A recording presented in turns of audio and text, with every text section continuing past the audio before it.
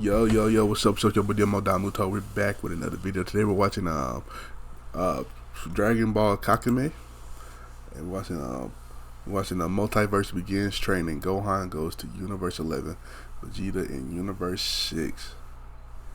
Alright. This story's really good, and you know what I'm saying, we're gonna get through all of it, man. We'll try to get through all of it, and you know what I'm saying, I don't think he finished it actually. I think he posted like a new episode like a couple weeks ago or some shit, so we will get into it. As Dragon Ball Kakumei manga chapter number 3 opens up with our heroes now having to That's why I'm not acknowledge rushing they the have story, 2 years because to prepare I know for it's the not coming war. finished. With tension now seemingly at an all-time high, Bulma went on to comment 2 years. We'll have to prepare and everyone has to set a goal and a role for themselves, as Vegeta went on to respond, by the way, we need to find this Broly.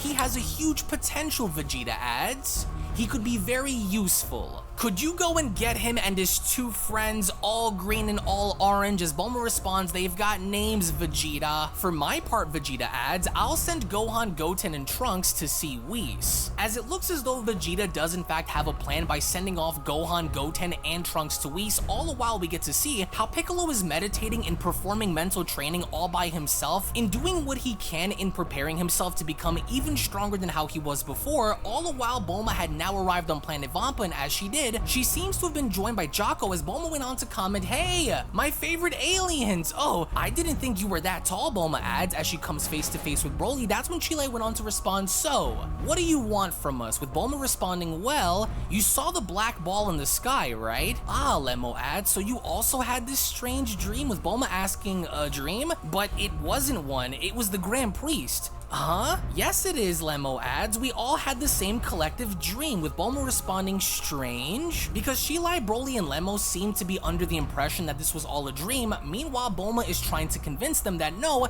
this is not a dream. This is actually a stark warning by the Grand Priest that we only have 2 years to prepare. As when going back to Piccolo, once again we see how he's meditating and he's trying to focus until someone ends up stepping forth within Piccolo's vicinity, with Piccolo having to ask, may I help you? As all the while back with Bulma and Jocko, Bulma is shown screaming at Jocko as she went on to tell him, what do you mean I'm too busy? Hurry up and come here, you're selfish. With Jocko then having to respond, okay, what? It's fine, Jocko adds. She just wants me to go and find someone. I can do that for a friend, right? As Jocko really didn't want to do any favors for anybody, as back with Bulma, Bulma went on to shout that Jocko, I swear, he's such a slacker. Even when a war is about to break out, he finds a way to postpone what he had asked to do.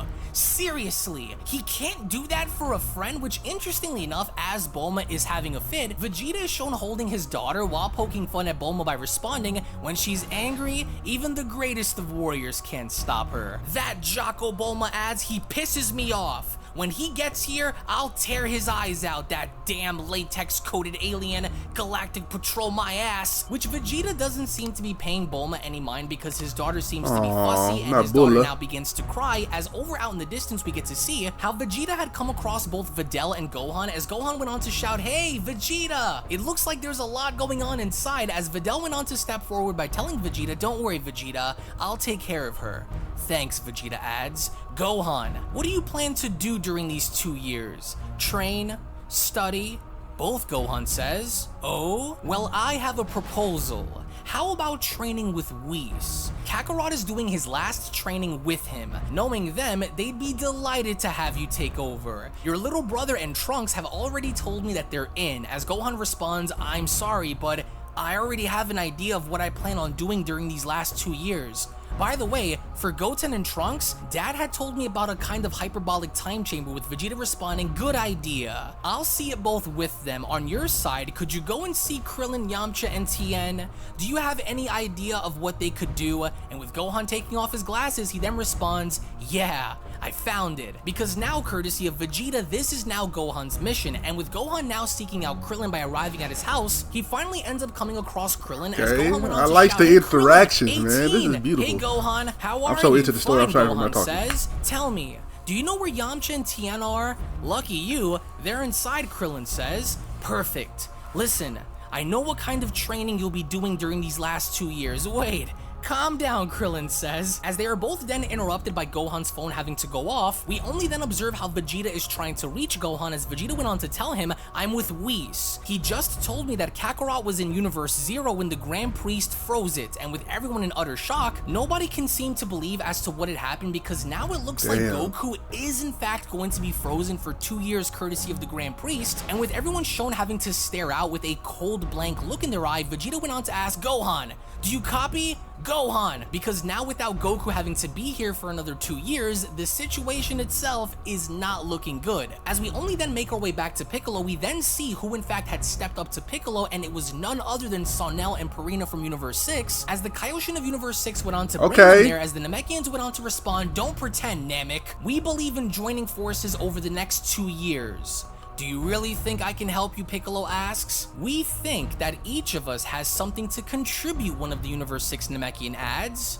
In that case, Piccolo responds, alright, but before that, I have to go and do something, Piccolo adds. As meanwhile, back on planet Vampa, it looks as though Bulma had brought in a much bigger ship to carry everybody, as Shile went on to comment, hey Bulma! Oh, I think I understand, Bulma says. You were certainly sleeping when the Grand Priest made his announcement. He must have found no other way to warn the billions of sleeping beings. Wait, so is this real, Shile asks? Yes, Bulma adds. Wait, so does this mean that there is going to be an imminent war like right now?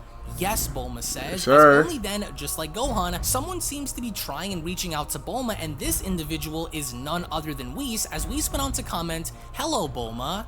I have bad news, as it was only then, during that moment, Bulma had found out about Goku, which all in all, the situation doesn't appear to be good, as we then go back to our heroes with Gohan having to acknowledge Tien, Master Roshi, Yamcha, 18, and Krillin by telling them, listen guys, even without Dad, we sure as hell have a role to play. I already know which training will suit you, as Krillin interrupts, Gohan, I understand, but I couldn't do anything during the Tournament of Power, even though I didn't face the most dangerous warriors. So what do you want me to do in a war involving the most powerful deities?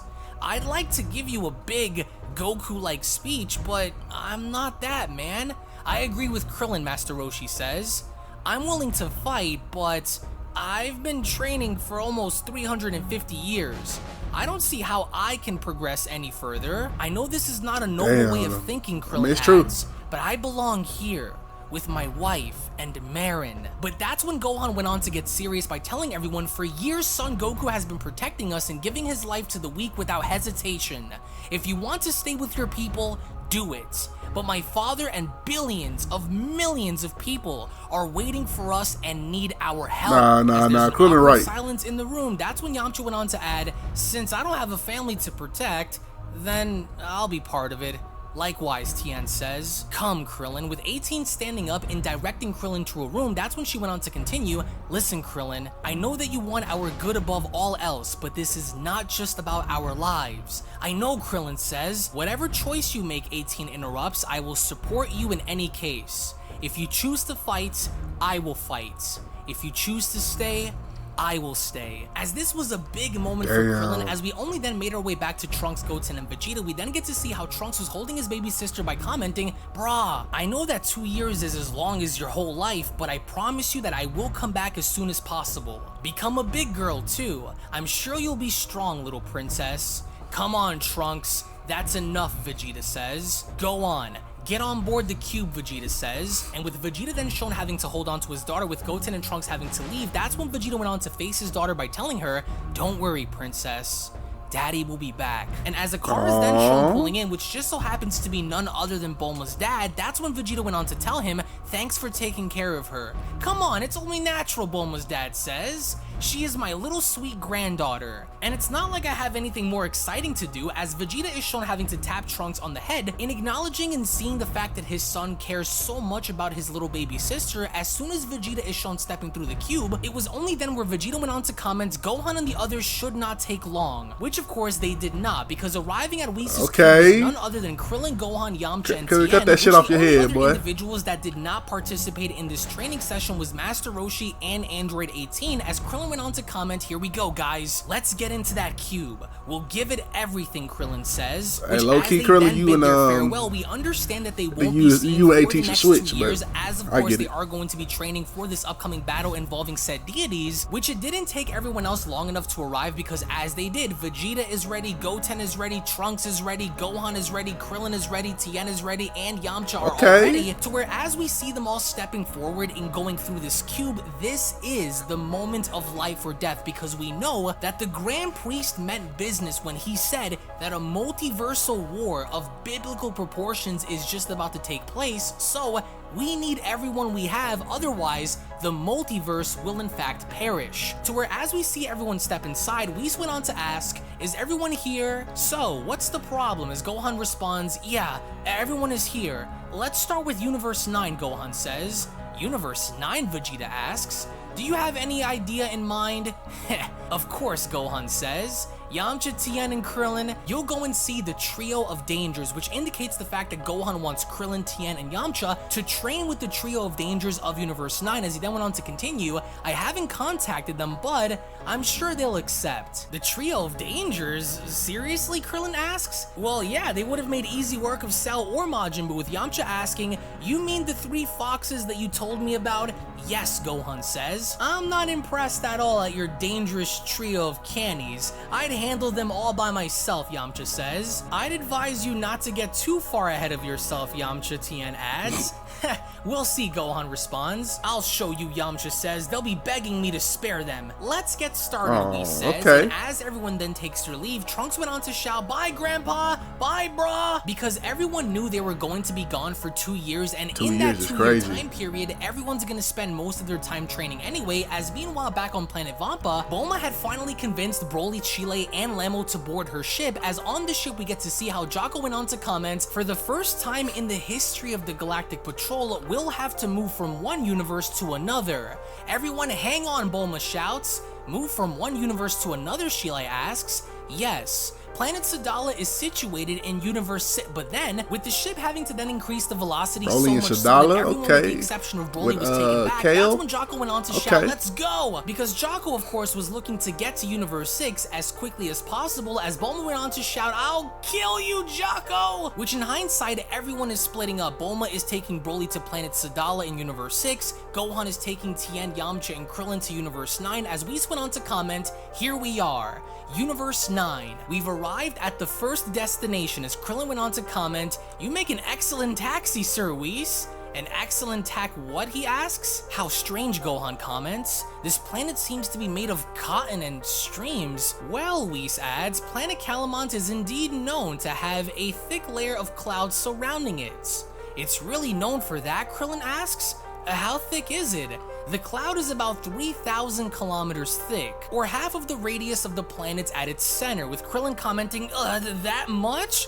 And we'll have to go through that?" "It seems like that thing won't have a problem," Gohan comments, because of course Whis' cube can do anything, and we get to see how as our heroes finally arrive on this planet and have various individuals down below, that's when Krillin comments, "So, it's time to go. Gohan, Yamcha, Tien, come on now." "No," Gohan says. "I get off at the next stop," with Yamcha responding, "Ah, you've decided to go after all." "Yep.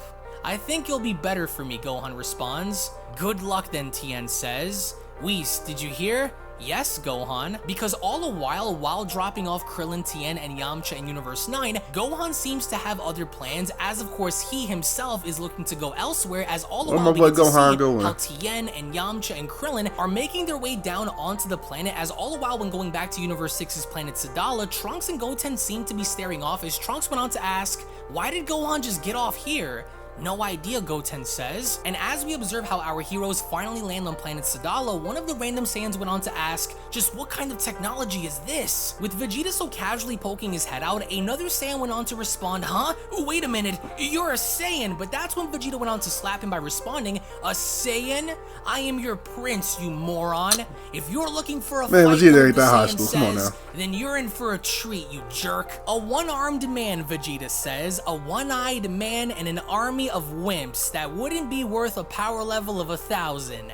Am I really going to stop for this? As when then making our way back to Universe 7, Goten and Trunks then finally noticed Beerus' planet as Trunks went on to comment, "Hey, Goten, look! It's Beerus' planet. It's smaller than I expected," Goten responds. "Who cares," Trunks adds. "It's so cool to have your own planet," as all the while Beerus was shown relaxing until Beerus went on to see that there were visitors on his planet as Beerus comments, "Whoa, whoa, whoa, whoa, whoa. What the hell is this, Whis? Oh, come now, Lord Beerus. Please be indulgent." No, Beerus says. "I don't give a damn. This is not a club meant for Saiyans. What the fuck these little niggas on somewhere?" Kids around. As Goten went on to step up by responding, Club Med? What are you serious? My dad may be dead by now." In another tone, mortal Beerus says, "Your father is the least of our worries in this war of this magnitude.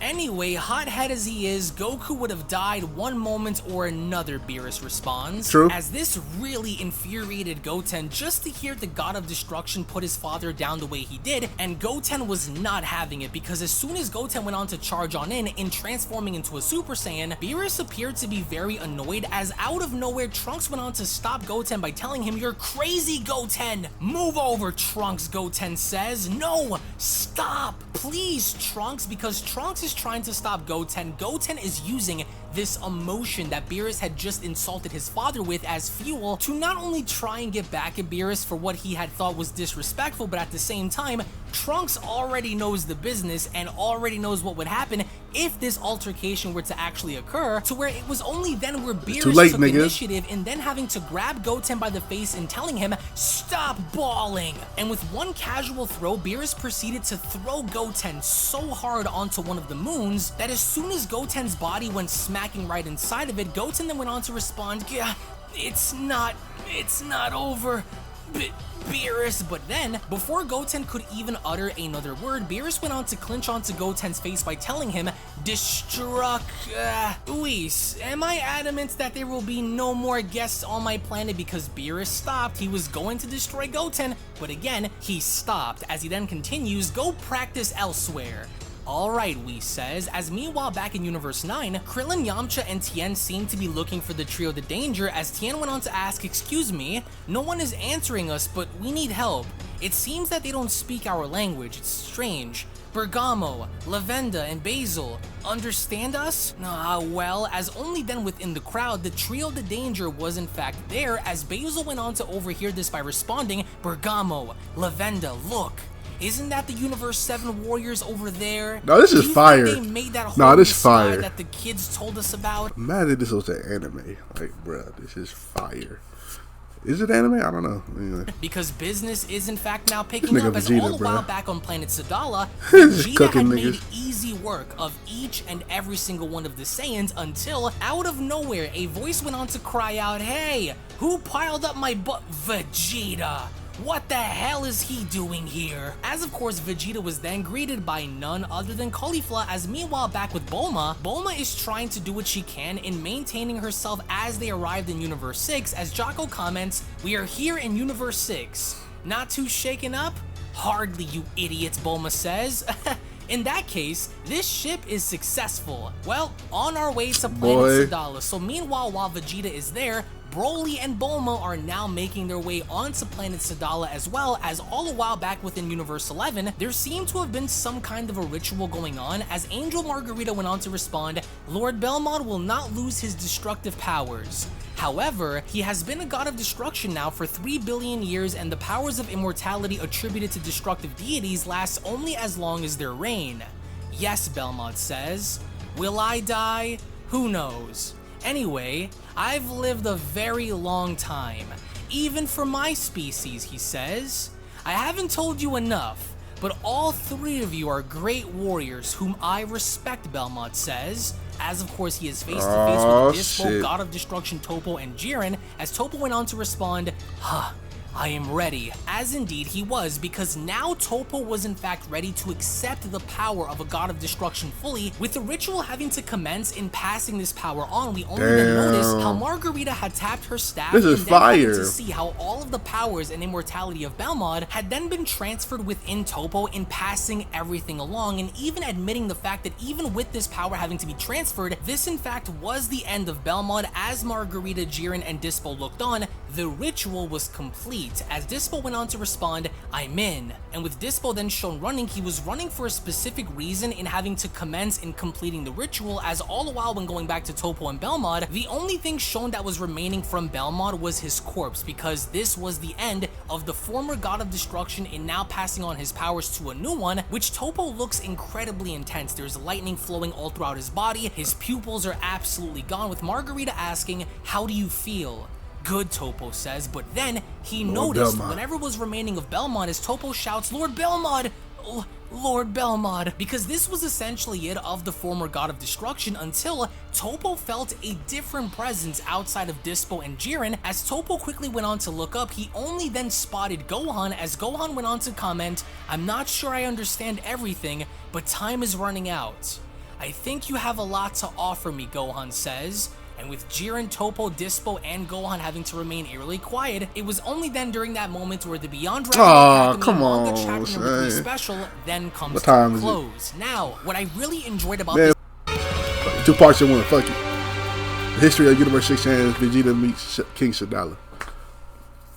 As our story continues within Universe 6, as earlier on Planet Sadala we get to observe how Kaba and Caulifla seem I'm not gonna do this too many times, but I got too into it. That seems to be emanating from the distance, as Caulifla went on to ask, "What the hell is he doing here?" Caulifla, "Was that? Well, there's your idol who just smashed up members of our people," she says. "My idol?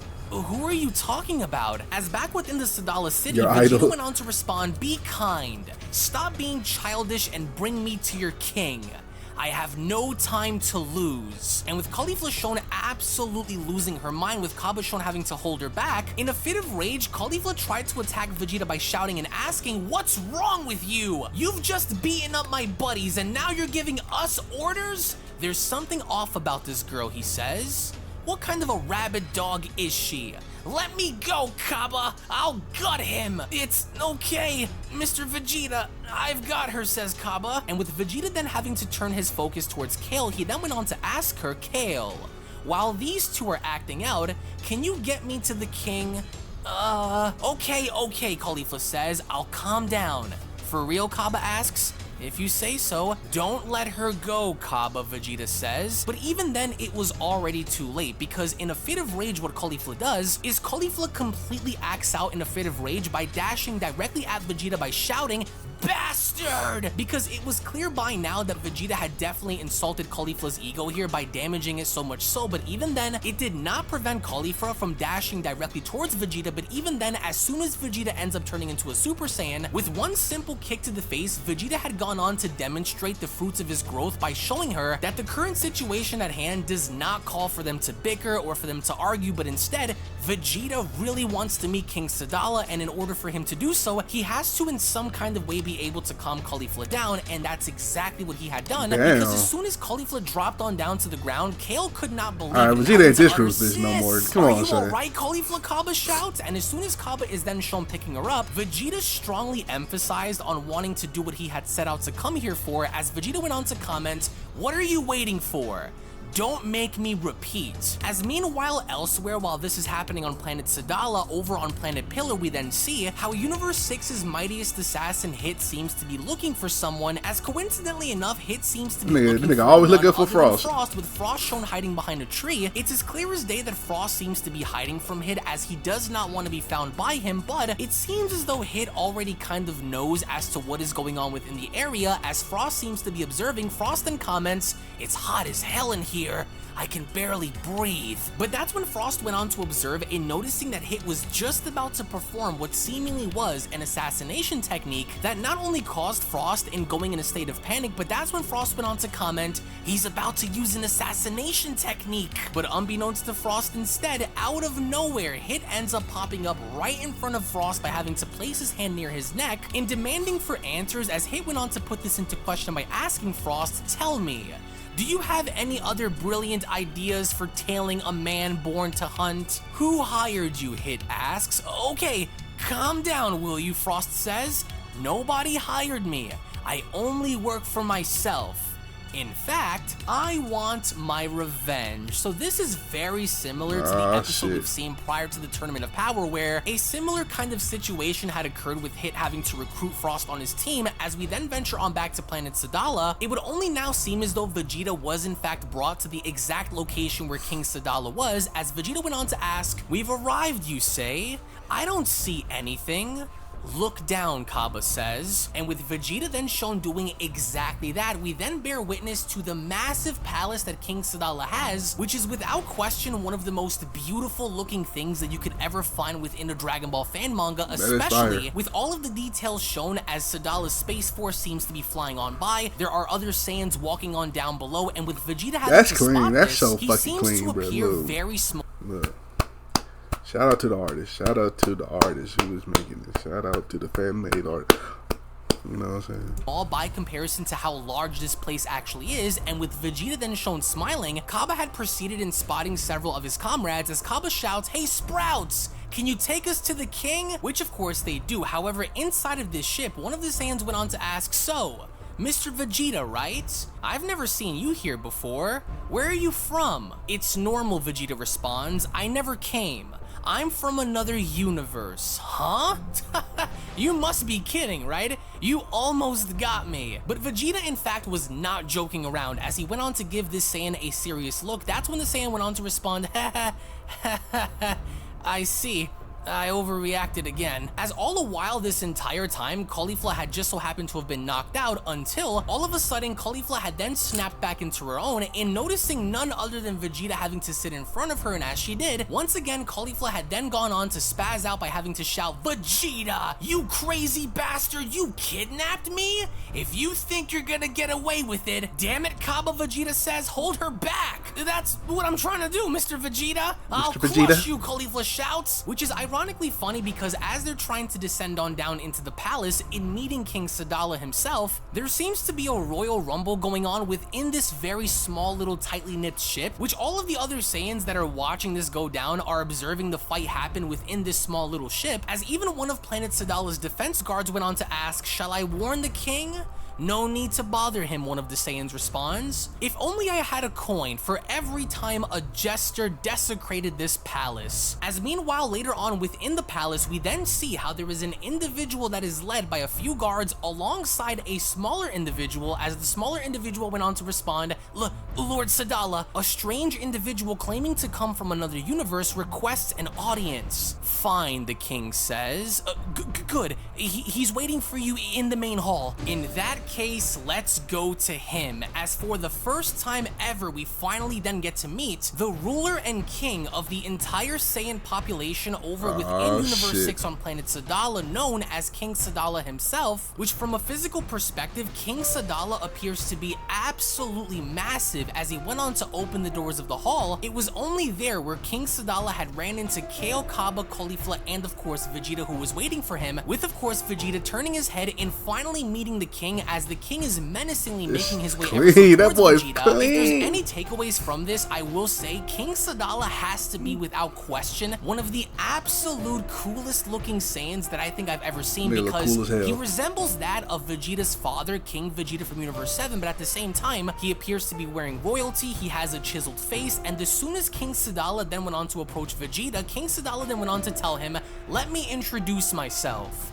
I am King Sadala. And you, what is your name?" As Vegeta went on to respond, "Vegeta." And as the two then went on to shake hands, it is very clear at that point that King Sadala easily has to be right around Piccolo's height in terms of size difference, because by comparison to some of the other Saiyans, King Sadala is absolutely massive. As he then went on to continue, "Young traveler, I heard you came straight from another universe.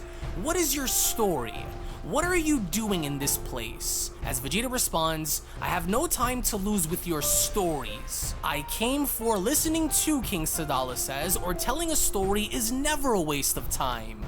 is it? And with Vegeta shown looking on eerily quiet, he then continues, in that case, tell me yours. I had never seen a palace built in this depth before, with King Sadala responding, there is a reason for that. Our people have not always known this place, and with the flashback then being shown, King Sadala continues, I don't know how Saiyans are in your universe, but in this one, we ruled through submission and violence. Indeed, I was once an illustrious warrior driven by my thirst for battle and power. We were just a wild race, our essence being battles, we were losing our minds. Ancestral tales from our planet referred to monkey tales, but it seems that by the simple fact that we did not use this power, we would have lost it over time. The people were divided, he adds, so King Sadala of this era proved once again his legitimacy by bringing the whole world together by even interspecies alliances and so they had tails, but they lost it because they never used it. Okay. In the beginning, I was just a simple army general adhering to the king's ideals and supporting him. But through unparalleled loyalty, I rose through the ranks and was recognized as the right-hand man of our king.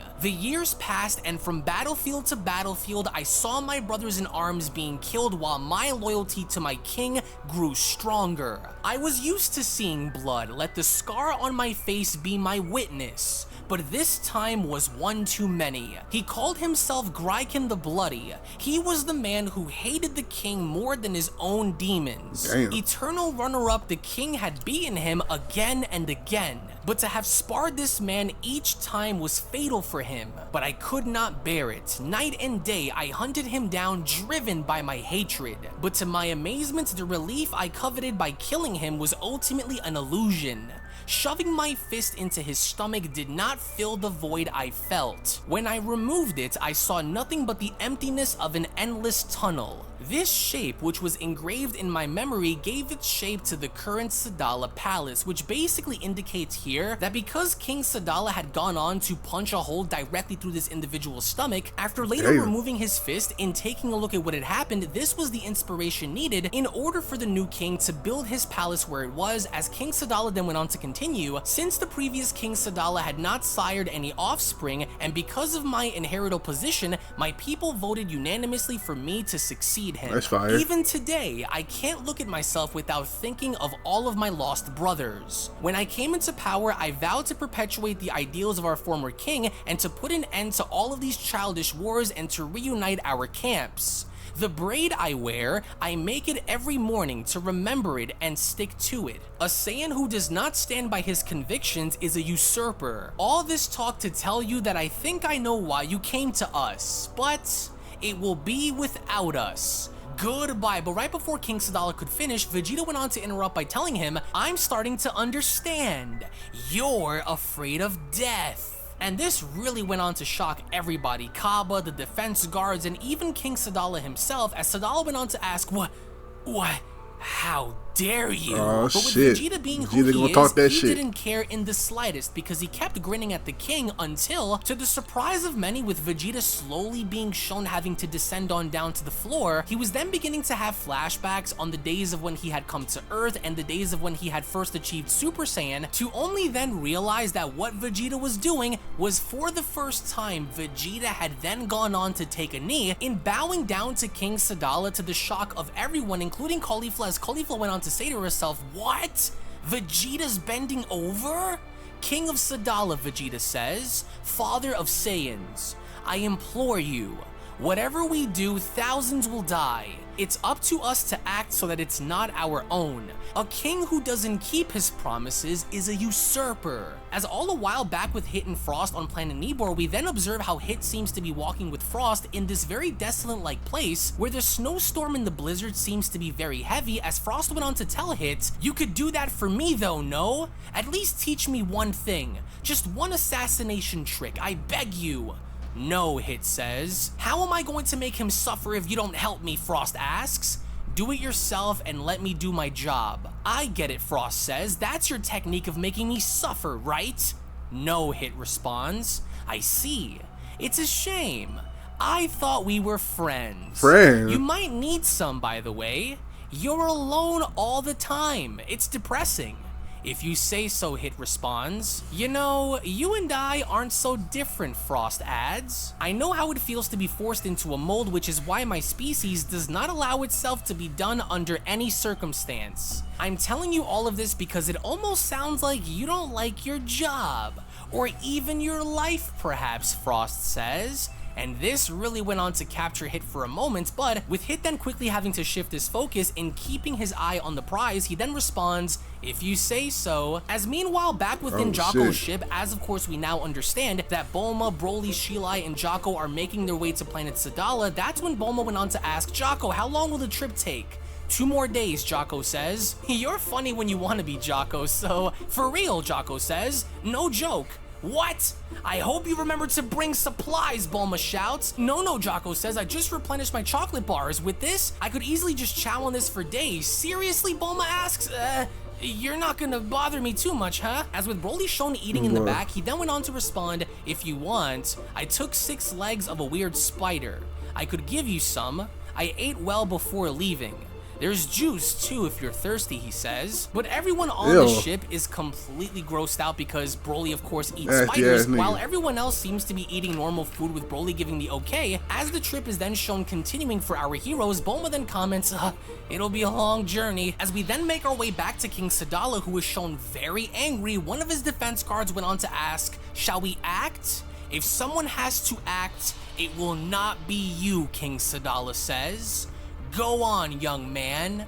You interest me. You've heard the same thing we all have. So whether you like it or not, Vegeta says, war will take place. And you should know that this is not just a civil war between Saiyans. So here's my question. What will you do when the enemy enters your land? Welcome them with a white flag? As pacifist as you want to be, if you are really one of those whose king you claim to be, your instinct will never allow you to do so. I can't guarantee that nobody will die, but I swear to make each and every one of you my people worthy of the name. I might not work miracles, Vegeta says, but I'll make sure that all of us can look after our own. There's a lot of hidden potential among you, I'm sure about that. As even Caulifla herself is shocked by what Vegeta is saying, it was only then during that moment where everyone, including Kale, Caulifla, Kaba, and even Vegeta, had sensed a massive power coming from the king, as of course the king himself was extremely angered by what Vegeta had said in such a way that you could kind of almost feel the rage and the anger and the power coming through and emanating from his body. Not only was the entire palace then shown shaking, but the entire landscape of planet Sadala as well, as both Kale and Kaba are shown shielding themselves from the king's overwhelming force of power. Vegeta, on the other hand, is just simply casually standing there waiting for the outcome of what was about to happen, and as he did, King Sadala had then finally gone on to calm down and then responding, gather the whole of Sadala's special forces. I'll announce them, he says. And with Vegeta shown standing eerily quiet as King Sadala made his exit, Vegeta then went on to smile by telling him, you won't regret it. I do not live with regrets, Saiyan, says Sadala, in which I love the overall tension and the bravado that both of these individuals seem to have, as of course Vegeta did in fact pay his respects to the king, to where by the very end King Sadala had promised Vegeta exactly that, and he had gathered the largest possible armada that he could of Saiyans that existed on planet Sadala, as King Sadala is shown addressing the massive army by shouting, listen to me all, this is a call to all the special forces. And with the question then lingering on whether or not Vegeta will be able to prove his legitimacy to everyone, it was only right then and there during that moment where the Dragon Ball Kakumei manga chapter number 4 special then comes to a close. Now, this was unquestionably one of the most entertaining and fascinating manga chapters, I would argue, for Dragon Ball Kakumei, only because not only did we see a very tense interaction between King Sadala and Vegeta, but on top of that, Vegeta actually paid respects in bowing down to King Sadala in following the rules of planet Sadala, even though one may argue to say that Vegeta is the strongest among everyone there. Needless to say, he still went ahead to follow the rules anyway, rather than having to act very brash and very egotistical. And with King Sadala more or less explaining his past and how he doesn't want to lose any more men, Vegeta on the other hand is reassuring him that yeah, in this upcoming war, we are bound to lose people regardless of what's about to happen. That's just the stakes of the nature, but he will in fact reassure King Sadala and his people that unlike the threat at hand, they will remain as they are and not be destroyed. So something's bound to give here. Either King Sadala is going to test Vegeta by having him go up against... This is good as hell. I don't know where this is going. Vegeta on planet Sadala, whatever the fuck. I never said that word out loud. Anyway, and Gohan on with Jiren and Topo and them. Got the humans, Krillin, Tien, and Yamcha with the trio of danger. You got Goten and Trunks with about to train with Whis. Oh, bruh, it's about to get wicked. Goku trapped. Oh, Piccolo training with the other Namekians from Universe 6. Hey, it's gonna be nice. It's gonna get livid. You know what I'm saying? So, man, you wanna watch the last part? It'd be right here. You wanna watch another, you know what I'm saying, UnrealEntGaming story? It'd be right here. And I'll catch you next time. Make sure you like, comment, subscribe.